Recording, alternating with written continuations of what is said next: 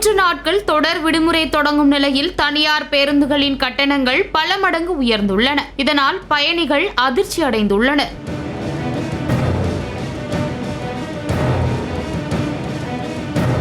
தமிழகத்தில் ஆகஸ்ட் 15ஆம் தேதி வெள்ளிக்கிழமை அன்று சுதந்திர தின விழா, ஆகஸ்ட் 16ஆம் தேதி சனிக்கிழமை அன்று கிருஷ்ண ஜெயந்தி, ஆகஸ்ட் 17ஆம் தேதி ஞாயிற்றுக்கிழமை என 3 நாட்கள் தொடர் விடுமுறை அளிக்கப்பட்டுள்ளது. இதனால் சென்னையில் வசித்து வரும் பிற மாவட்டங்களை சேர்ந்தவர்கள் தங்களது சொந்த ஊருக்கு திரும்ப தொடங்கியுள்ளனர். இந்நிலையில் இந்த வாய்ப்பை பயன்படுத்தி தனியார் பேருந்து நிறுவனங்கள் கட்டண கொள்ளையில் ஈடுபட்டு வருகின்றன. சென்னையிலிருந்து கோவைக்கு அதிகபட்சமாக சுமார் 2300 ரூபாயும், சென்னையிலிருந்து திருநெல்வேலிக்கு சுமார் 3500 ரூபாயும், சென்னையிலிருந்து திருச்சிக்கு 2500 ரூபாயும் கட்டணங்களாக வசூலிக்கப்பட்டு வருகின்றன. பொதுமக்களின் தேவைகளை பயன்படுத்திக் கொண்டு அதிக அளவில் கட்டணம் வசூலிக்கும் தனியார் பேருந்து நிறுவனங்கள் மீது நடவடிக்கை எடுக்க வேண்டும் என பயணிகள் அரசிற்கு கோரிக்கை விடுத்துள்ளனர்.